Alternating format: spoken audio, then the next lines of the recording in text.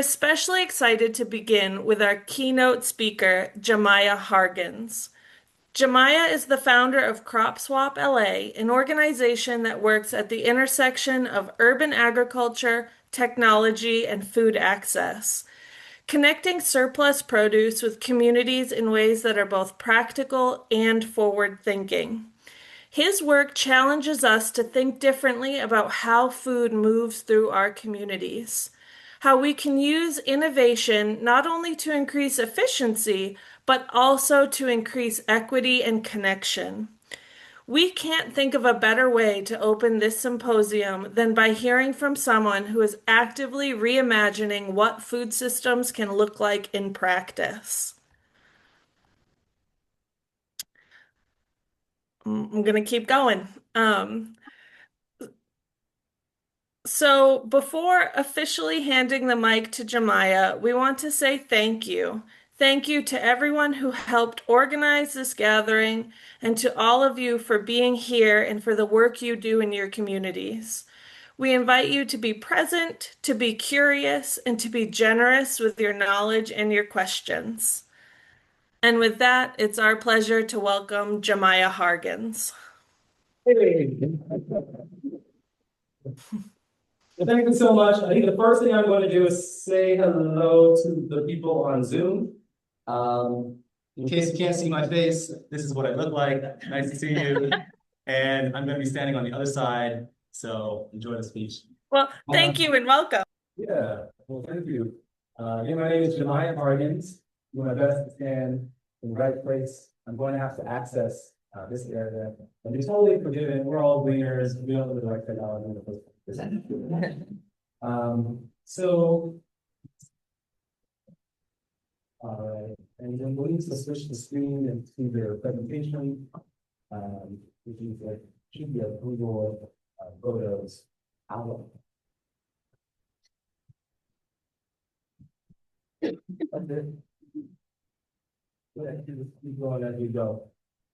Okay, so I always like to ask people in the room who traveled the furthest. Someone came from Maine. I think that's tough to beat. Anything else? Vermont. Vermont. I think Maine won still. That's great though. Well, I came from Los Angeles, and I have so much to share with you today.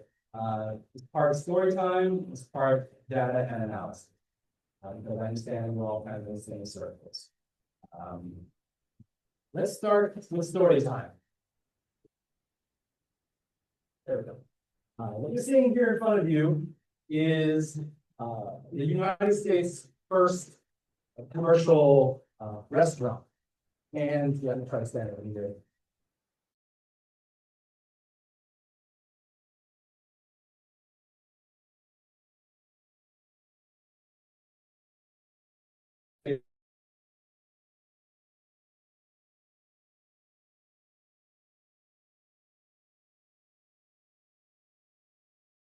Yeah, this idea of having a food depot, but they had good.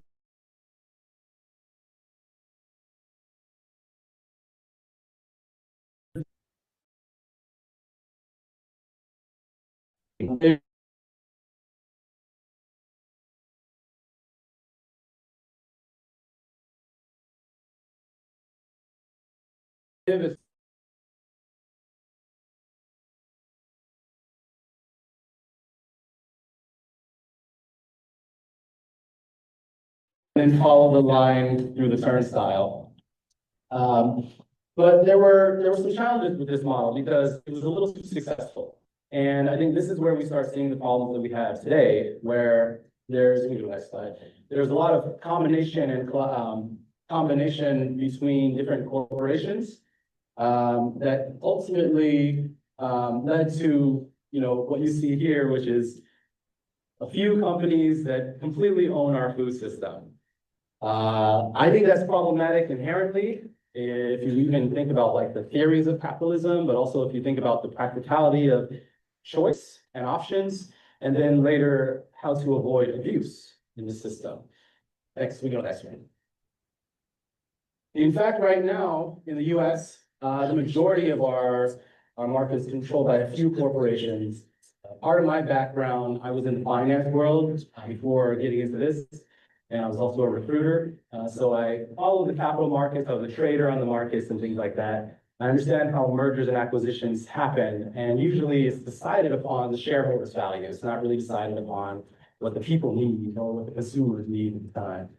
So that's a really precarious situation. And in the case of Piggly Wiggly, they did get so big and gobbled up that we kind of witnessed what we now have as a whole paycheck when you go pay there, or Trader Moe's, right? Next one. And so that kind of is precarious. It means that even just before the pandemic in Los Angeles, we were seeing big commercial retailers closing down, not because they weren't getting enough business or there weren't people to buy it, but because it made more sense for the business structure to not have a grocery store in my neighborhood in Los Angeles or your neighborhoods. I think that that's pretty precarious, and what it ends up leading to is what I call nutrient pressure. Now, you'll get to know me, I make up terminology all the time. Nutrient pressure is the totality of the nutrients that your body is missing. So what have you not had enough of? And it's an assumption that we all need a lot more than we have right now. If we look at the next slide, we'll see that over the course of time, nutrients have decreased precipitously in as much as 15% in the nitrogen, as you see. It's an alarming decline, and what it means is that even if we have soil, we have everything in place, we have money to have farmers, we've got the right pesticides, we've got everything working organically, the soil nutrients are still depleted enough that it may not even be worth eating the food. In fact, about 100 years ago, there was a study where if you took a can of beans from 100 years ago, it's got more nutrient density than a can of beans today. In fact, it's gone down by 70% in 100 years. So almost not worth eating in a strange way. Next slide. It leads to a lot of problems. This is my AI creativity. Where we might have a lot of fast food, like short-term, easy calories, but we don't have the real nutrients that are designed to build our bodies up. And as we age, I'm 42, we need to have the right nutrients to repair our bodies when we have small injuries and things like that. So the problem is happening in our food. Next slide. And so this is a very interesting study that came out in March, just this year, between a macroeconomics professor at Purdue University and a farmer, right? They paired us to say, what is the Iran war doing to our food system right now? The first assumption was food is going to go up automatically, because included in this conflict is things like petroleum, which goes into the packaging, it goes into the fertilizer, it goes into some of the processing and even the refrigeration costs of transporting food and preserving it. That's a significant portion.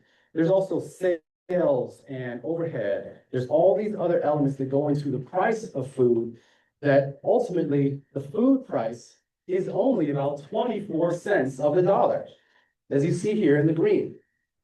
That means every $1 that you spend at the grocery store, only a quarter of it is the real food. That drives me insane.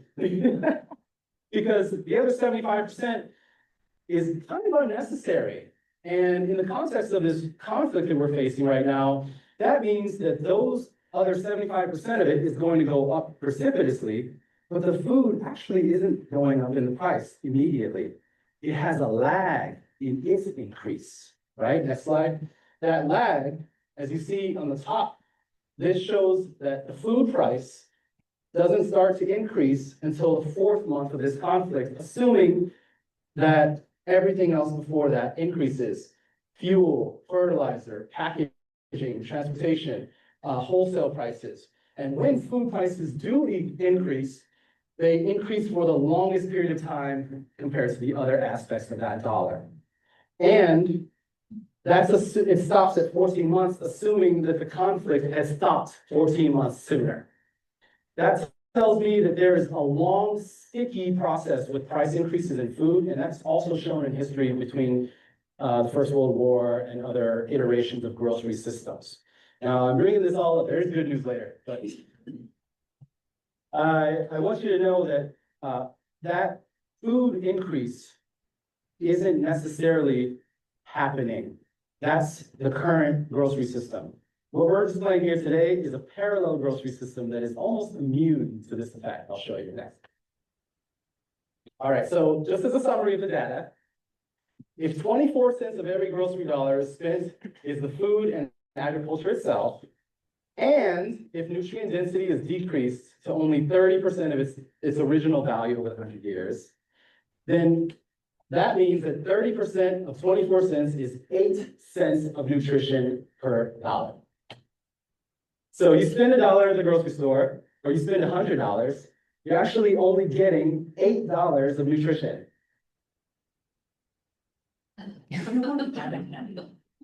Yeah. Spend $100, you're getting $8 of nutrition. But you're paying $92 in transportation, salary, packaging, taxes. Oh my God. Why are we doing this? So I have an alternative for you. Let's check it out.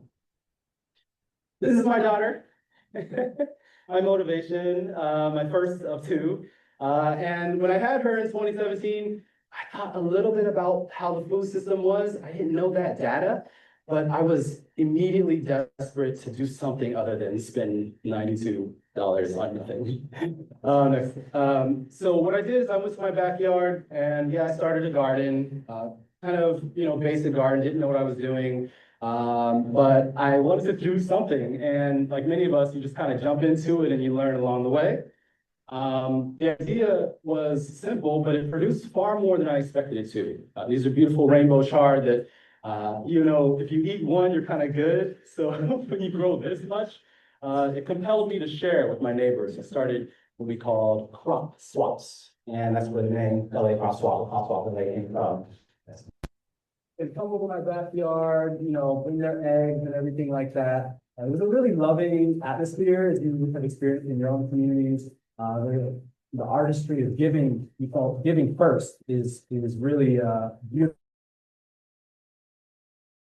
An image of a beautiful Switzerland town where if you can't see through the light, there's a narrow driveway through these homes, but their backyards and front yards are entirely committed to agriculture.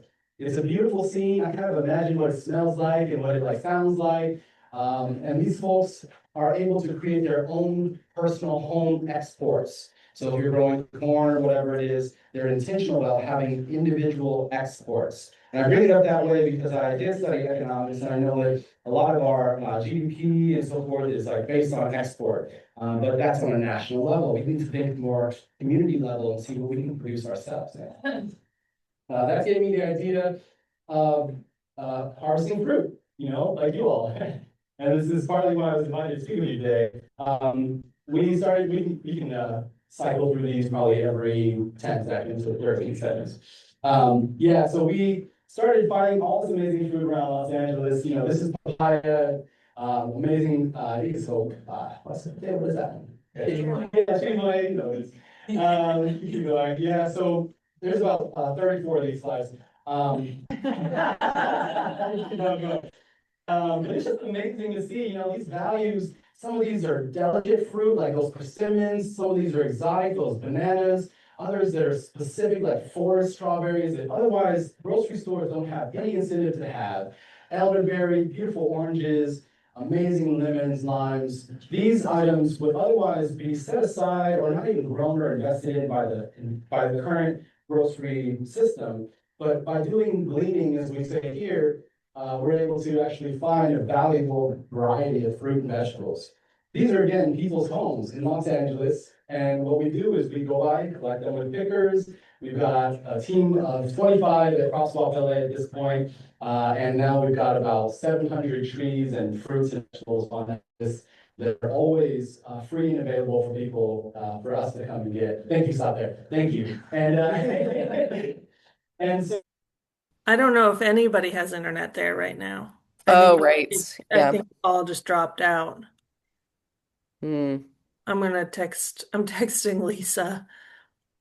We can definitely, this is Marlena from CropSwap. We can definitely share the slides if the host will let us do that, and I can answer any questions, but yeah, it would be great to see Jemiah presenting. I was really Marlena, oh, into it. Go is ahead. my mic on? Yeah. Okay, I wasn't sure because my thing doesn't have the green thing around it. I was curious, so he just started to talk about how you guys go about your crop swap situation, which looks like backyard gleaning, essentially.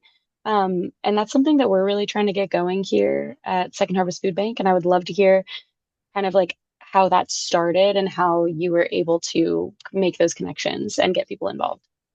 Yeah, and I can share my email too, and we can like have like a Yeah, meeting as well if you'd like. I would love that. Yeah. Yeah, because I was part of starting that program. The fruit tree harvesting is kind of my department. One of the things Jemiah was going to talk about was like the difference we perceive between gleaning and harvesting, which we had a fancy description, but basically for us, like we always go in places with permission, like explicit permission, because we're a nonprofit and we have a lot of eyes on us.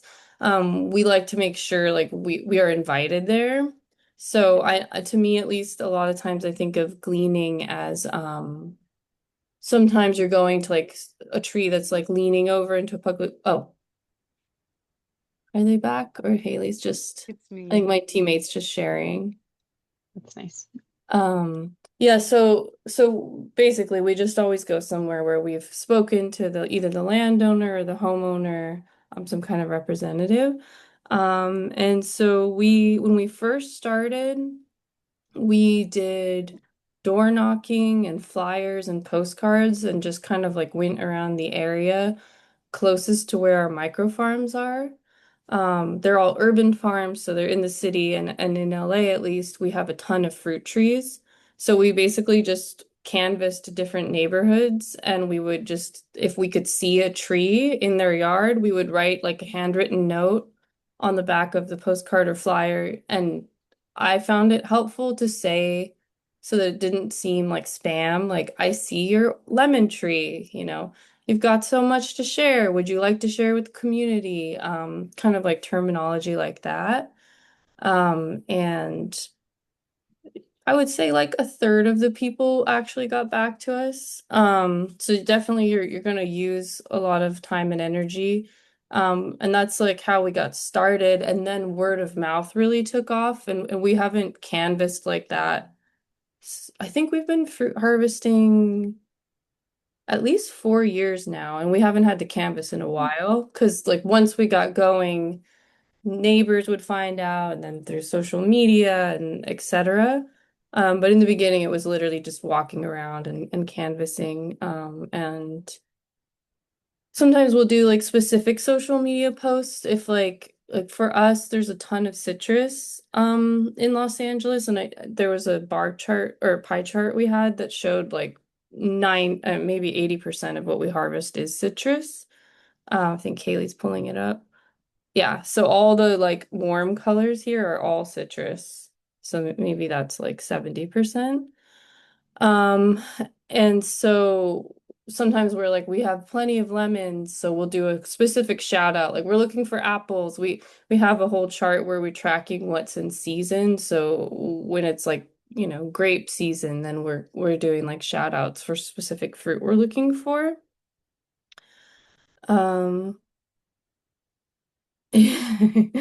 Sorry, Nat. Yeah, we're very, very lucky in LA. We have so much fruit, and we have, tropical varieties. We have varieties coming from Asia. We have, all kinds of fruit. So we're really lucky. And does that kind of answer your question, Nico? We could definitely like have a meeting if you like. I'm very passionate about this subject. Yeah, yeah, that does answer a lot of my questions. I would love to have a meeting about it at some point. We just started our gleaning program here. I'm in Santa Cruz, so we have also a really prolific fruit situation here, which is really nice. Yeah, so I'll talk with you privately and get your email if possible. If you want to put your email in the chat, maybe that would be Yeah, great. I Yeah, just put it in there. okay, you did. Yeah, Okay, yeah, I just I got could that. definitely imagine this doing really well in Santa Cruz. Yeah, let's talk. Fabulous. Thank you so much. Of course. Um, I guess since we're just waiting for Jamiah, the real presenter, to come back, does anyone else have questions I might be able to answer? I noticed from your chart you had a big push in 2025. What happened? Yeah, You, well, it looks so the numbers look a bit skewed because in 2024 in LA County, I think it was maybe a third of the way through the year, we had what they called the med fly outbreak. So it's Mediterranean fruit fly. And I don't know exactly how far it got because it just kept expanding so we had a quarantine where we weren't allowed to harvest fruit at all. USDA came down on us and it was like very strict. We even had to take out certain crops we were growing, like peppers, um, I think tomatoes, like seeded things. It was very like tough for us as a CSA. We basically could only grow leafy greens, and then we lost a big chunk of what we were putting in our members' bags every week. So essentially that entire year, we weren't allowed to fruit harvest. And like I said, we just kept seeing this quarantine zone expanding, and there was really no way around it. We tried to think about harvesting outside the quarantine zone, but then we wouldn't be allowed to bring the fruit into the quarantine zone and then move it. So basically, we lost that whole year of being able to harvest. So then 2025 like really just took off because the comparatively as well as there was just so much interest because CropSwap has been very lucky to have a large social media interest. And I think we kind of just like the interest exploded. And also just I think people heard about that year we had before and really wanted to get involved because of that. But yeah, we're definitely hoping nothing like that happens again. It was pretty hard for the organization. wow. It's still 2025 must have been amazing. Yes. Yeah. It's we've had enough excess with our fruit harvesting and our farms that we were able to open a weekly farm stand. So it's like a tiny little farmer's market of just our produce. Because typically our CSA is a membership model where we're only distributing produce to people within a mile. Oh, are we back? Yeah. I'm a bit. Yeah, we're back. Hey, Marlena, can you hear me? Yeah, sorry, I was entertaining Zoom. I so appreciate you stepping in. Everyone, this is Marlena on my team. Give it up. Hi, everyone. So I'll take it from here, Mars. Yes, Marlena leads our fruit tree harvesting program and helps to grow it this large amount. One thing she mentioned that I forgot to that I left off was that the homeowners receive potentially a tax write-off for the value of the fruit that they're donating to us. So like one avocado tree could actually be about $2,000 as a deduction on their taxes. So there's a financial incentive for, snobby, not snobby, but, no, that's the wrong word. For people who don't want to share, there's a financial incentive to change their mind, helps take some money off of their federal tax liability, which if you don't want to give money to the federal government right now, you don't have to. I have more to say about that.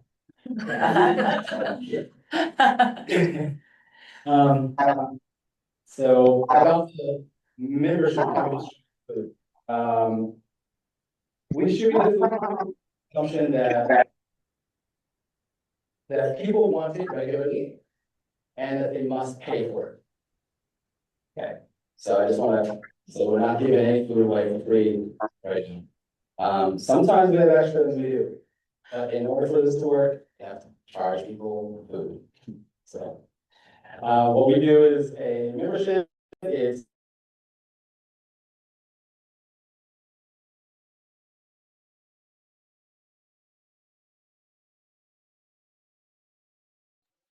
Sean, can you unmute?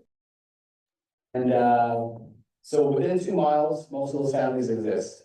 There's a wait list for that membership, because it's delivered on their doorstep by our delivery team. The wait list is about 400 additional families deep. So there's a significant pressure and demand, but that's to be expected in Los Angeles, where every 1 square mile has 20,000 people in it. It's insane. 20,000 people in a square mile. And again, if we do the one farmer per 100 people rule, I think that's like 200 people growing food in a square mile, and that would be enough. But I'm one person growing food in a square mile. You feel me? For 20,000 people. It's not good yet. So what we had to do was prioritize who could be on the list. So if you're paying with EBT or SNAP, which is food stamps, then you're prioritized on the list. You can pay us for that. Secondly is veterans or people who are elderly or caring for elderly family. Anyone who's a single parent, or if you even have multiple kids in your house, you get high on the list too. If you're new to the country, if you're speaking other languages, if you're partially disabled or you're otherwise unable to do other things, then we want to include you. So that's the priority list. And then after that, anyone else is welcome as well. We harvest every Sunday morning from our 20 locations and bring it to my headquarters. Our teammates wash, bag, and distribute that on that Sunday morning. And then if there's extra food, we have a farm stand immediately afterwards. So people come to our headquarters to purchase that food. All of the rates are kind of based on USDA level pricing, but at the same time, we know that there's like LA pricing above that. And people are always shocked at how low our pricing is. This goes back to that 24 cents rule. We didn't have to pay for transportation or refrigeration or all these other things. And people are like, wow, food could be a quarter of the price. What are we doing? So that's why I'm really about creating a parallel system. I'm not trying to eliminate the grocery system. I think the history I shared with you today earlier about that system is indicative of an initial utility. Yes, it's useful to have a hub of food in case of war, in case of famine or some kind of catastrophe, but that's the exception. It should be the rule. What we need as a rule is what that image was in Switzerland, where everyone's already grown a bunch of food. And like, we don't really need a depot, we just need to meet up every week and share the extra. It costs no money, it costs almost no infrastructure compared to the existing grocery system, and it's far more fun. So is there like a storage facility at all, or everything is distributed that day? Yes, we have a small walk-in in my house, 6x6 refrigerator. Yeah, we acquired a grant to have that built for about 32K or so. And it's useful. It's getting limited, but at this point, it's essential. I think refrigeration is part of this arrangement. I'm writing a book right now called CropSwap Your City that will be a tactical instructional guide on these things and include that kind of essential elements to say, hopefully you can find a local partner with a refrigerator who will regularly allow you to use it. And that's kind of a necessity. Yes, important. Yes. You mentioned about 50% is stuff you can't find in the grocery store. Has there been any like community recipe swaps or ways to make that food like appealing so it doesn't go to waste because they don't know what to do with it? Yeah, that's actually how the crop swaps ended up evolving into. People will say, yes, I can bring it fresh, but I can also bake something. And since you're not selling it, it's fine to share it. In our business, if we as a business, as an institution, were to make a cherry pie as like an alternative derivative of cherries, then we just need to get a cottage license, which is like a $90 thing, and it's for a formality, just in case anyone shall say I'm the sue. But I've never been sued. So, that is part of what the evolution was, and I believe, what's your name? Hillary. Hillary is onto something because in truth, as I mentioned, our society doesn't have time to grow food. I think our society is having trouble finding time to cook food right now. It costs money to have a well-equipped kitchen where you've got a shredder and you've got a blender and all of these expensive utilities to like take something fresh and manipulate it as something edible for you and your family. I think the next evolution is to do that for people. Have delivered meals made from these things. And I don't know how soon we'll get to it, but I'm always open to a partner who's willing to take our stuff and make that happen. Yeah. I'm curious what keeps you from like growing 10x. Like Yeah. what's like the stopping point? Is it like finding homeowners that want to do this and have the capital? Is it like staffing? Yeah, it's I'm gonna repeat this very important question because, has anyone taken economics, like even a long time ago? Yeah, it's okay, don't say hello. There's a misunderstanding of the value of food right now. It's supposed to be the whole dollar, but it's actually 24 cents. And then there's another misperception on that, that we expect that whole dollar to go up even more, even though it's staying down here. So both things are true. It is up here and it is down here, but it should be.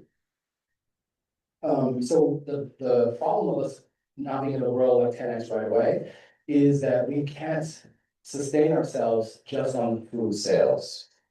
We're kind of meeting people like down here where they are. Like, okay, you expect it to be down here.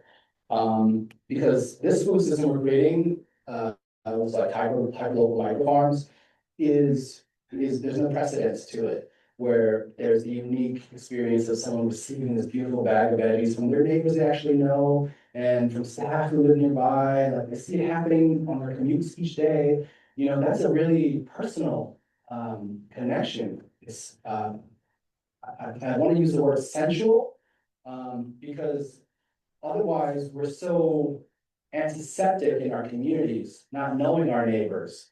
We're like trying to avoid them sometimes. And this is the opposite, where we're creating something that's going in their bodies to help them. And it's made in a way that's truly out of love, in the way that our team considers our actions. So that to me is way more valuable than the grocery system, where it's just like chopped from someone, or who cares, who knows what's in it. To me, if the values up there, it's hard because the financial values down here. And I'm unable to bridge that just through the food. So what we have to do, in our limitation that I'm expressing, is we have to do a bunch of other stuff too. We enjoy it, but we do workshops, we do tours, other garden installations that we don't end up managing, you know, for like a school on the other side of town. And we have to keep that going, which meant I needed to build out a separate skill set of teams. You know, contractors who just make beds and irrigation and they can pop them in a day. Or, you know, rainwater reservoirs that take 3 weeks of work, but have a higher pay. So those occur less often, but pay more, and then these happen more often, pay a lot less. So balancing the cash flow, and specifically there's a misperception of being a nonprofit, that we're doing things for free or cheap, or like we're only grant based. We're about half grant on our income, on our revenue sheets. But the other half is independently made money, which is pretty awesome. Our budget's around $1.5 or $2 million, depending on the year. It might be 3 this time. But we're able to find that from donors as well, and other contributors, even some like hospitals pitch in, different nonprofits pitch into our budget. But if we could find a way to expand to a certain, I have a chart of, I think it was 100 micro farms. Right now we're at 20. Then all of a sudden things shift. It's a break point where suddenly the food satisfies the farming activities, and we can trim off the extra if we needed to. Suddenly, the capacity of our, say, 25 staff is to manage 100 places, you know, so we're building both skill as well and consistency, and in a new model. I did mention we only started this 8 years ago, and the version I'm presenting today is probably about 4 years of that 8, which is cool and really fast. But that, you know, as they say in the Dow, they say even if you're going up or going down, you're unstable. So we're trying to find a stability point, and that's the limitation. And you think that stability point is like 100? I believe it's about 100, and I also state that this is a much more viable option in probably some of your towns. Someone from Colorado, like, you should definitely do that there. Things are cheaper. You know, like land and water and just everything. Also, it's cleaner. Just, I mean, we're doing our best, but we have to do a lot to alter the land in order for it to be accommodating to this effort. It's almost a conversion, but thankfully it's irreversible, and that's where this is a mission and a movement, because people are witnessing this on their commutes each day. They're saying, well, why are we doing something, Dad? Like, we got a backyard, why aren't we growing anything? And dad's hearing it every day. Dad's like, shut up. So I put the garden in, and then all of a sudden, I mean, my favorite story is I heard someone walking by my house, and he was on the phone with someone, and he was just like looking at our stuff, and he was like, maybe I'll grow some watermelon. Boom, inception. You know, his life's changed. And then someone around him, their lives changed as well. So it takes time, but you know, again, a movement is a movement from one practice and place to another, which is an abandonment of the old and an adoption of the new. Yes. What's the square footage that you equate per person? So how many square feet would you have to grow? You talked about your beds and how many people you can feed with that, but what are you equating that to in what square footage? Um, it's tricky because, yeah, it's really tricky. There is some data I saw that says each person needs about 400 square feet, but I think that's a really efficient and trained person. My experience as an amateur earlier, when you're just doing permaculture and like throwing seeds around, you probably need about 600 square feet, so just about 50% more than I mentioned. But that also depends on your watering style, whole design. As an example, can't show you, oh, yeah. So this is the first microfarm called Asante. That is 800 square feet, can't see the whole thing, but we chose just to do those leafy greens and greens, heavy greens, in that phase. Nobody would just eat that, right? So you have to have a variety. And so the variety ends up being that you have root vegetables, you have climbing things and trees and bushes and that whole canopy levels. That, in my opinion, is best done with a permaculture arrangement.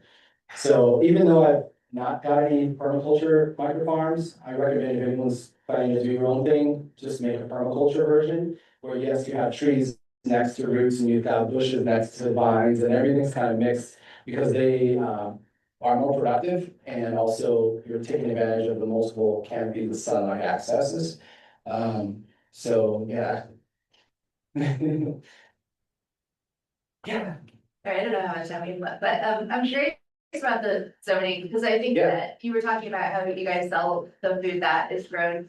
And I'm wondering if there's something different in California going on with zoning, if it's grown in a house, yourself, well about that. Yeah, it's different for every local entity. In LA, we don't have any zoning restrictions on selling unaltered fruit or vegetables from your home. And we also don't have any zoning issues with the reservoirs. As long as we stayed within 4 feet deep, then we didn't have to tell anyone about it. It's cool because we could have done this whole surface area, but 4 feet deep. You'll see some images. I don't know if you can cycle through any of this or if it's just like stuff, but yeah, good. So yeah, you keep going. This is like a little aerial situation. And yeah, you guys can stop me on the presentation when you need to. I'll keep on going. Got eight more. Hey. All right, next one. So that's the first one. This is a small chart that just shows you small chart. Not even popular as you can see it. So the red is how much water is normally used on grass, and the blue was how much we used to grow food that month, and it was only 8%. Yeah. So it takes. You get the gist. You get the gist? Yes, that's the question. Do you need any kind of soil test before you start farming or something? Yeah, the question was about soil testing or soil quality. We chose not to use the local native soil that's there. We always bring in our own mix. Yes, at every time. In LA and other places, heavy lead can get in the soil. But what I noticed, we tested, the parkway right by the street, that has unhealthy lead levels, but sidewalk and yard doesn't have unhealthy, it's okay.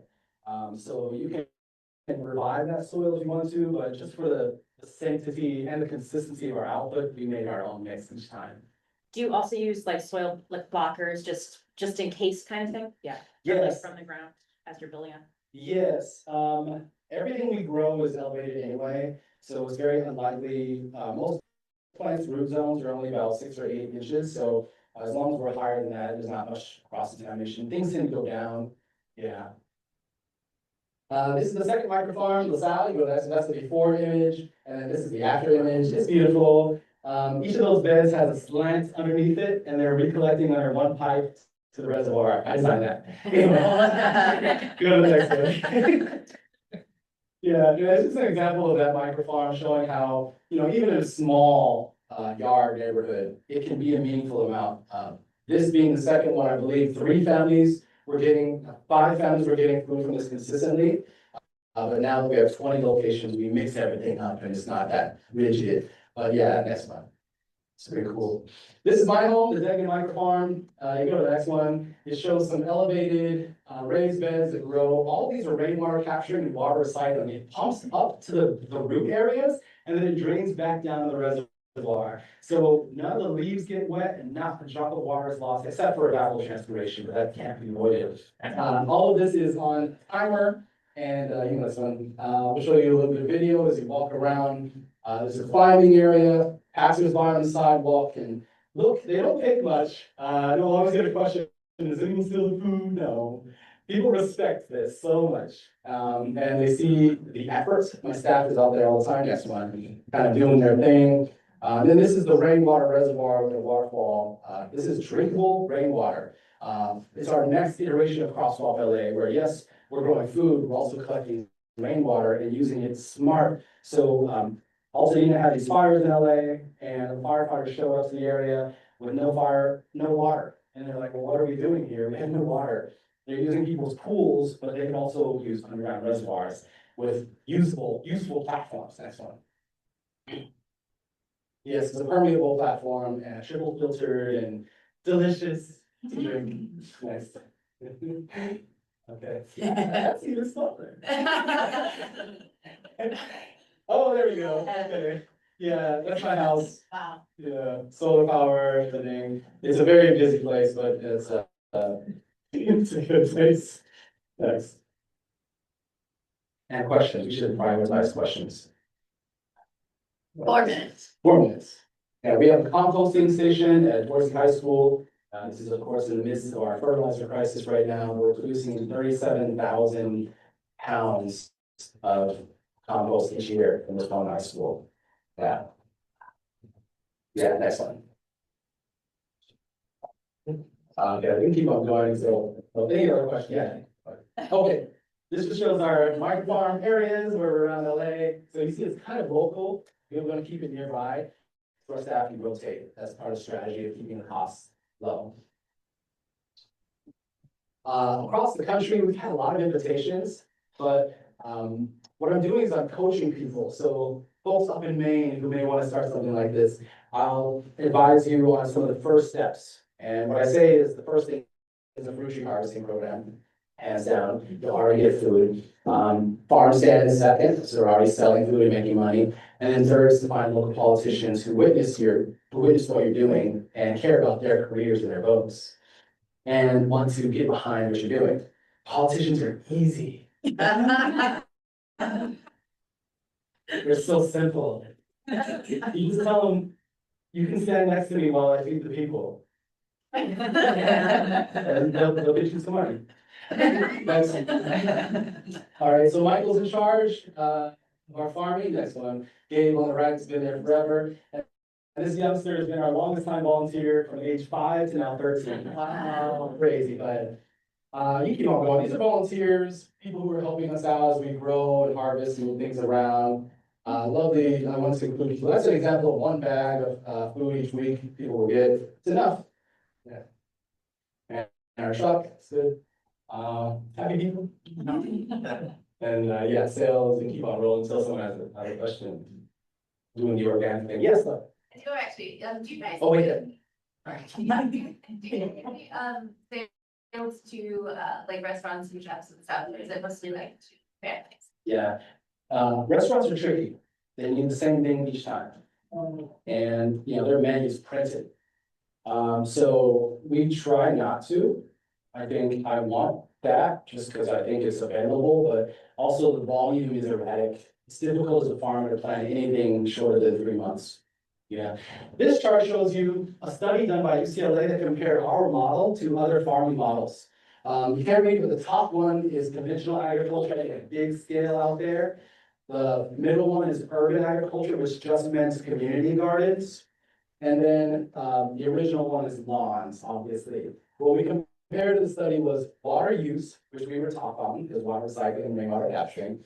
Energy use, we're all solar power, so we win that too. GHG emissions, we're doing everything hydro locally with the EV trucks, so we win in that. Fertilizer use, we're recycling our fertilizer, so that's pretty great, and creating our own fertilizer. And then pesticide use, which we're using only organic and plant-based pesticides.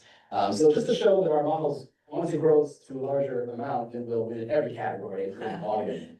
Yes. There's a question from Zoom. Yeah. What's your most effective outreach for volunteer procurement and retention? Yeah, the most effective outreach for volunteer involvement is social media. You have to show people what you're doing. Oh yeah, and press, that helps. That does help. And again, politicians are desperate, so go to their offices. A lot of them, I'm speaking for them because I'm not gonna be a politician. But like a lot of them don't have fresh ideas or any ideas. A lot of them I'm sorry. A lot of them walk around like this because they're so beholden to other interests, but the food business will satisfy all of that. They'll satisfy all, they let them sidestep the hard things and focus on the easy things. Just feeding your people. Yes. Oh yeah, I had an Adidas deal, wearing shoes. That's cool. I got to design a gardening outfit, which everything had space for seeds in the pocket. And in the back, I made a book called Captain Planet.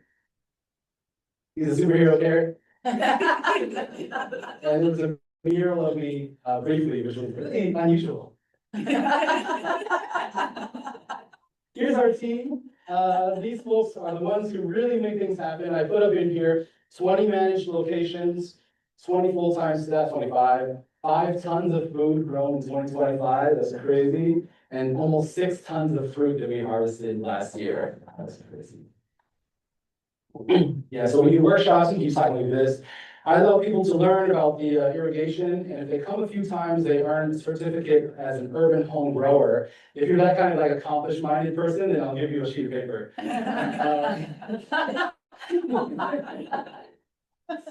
This is a simple garden with professional irrigation. We put in the valves, timers, controllers, and everything like that. The homeowners get a write-off for the water that goes to the garden. So we're really trying to incentivize that. Yeah, thanks. We have different teammates. The young brother on the right is my nephew. We're proud that he's involved. Go ahead. And this is the Your City, keep on going. Almost at the end.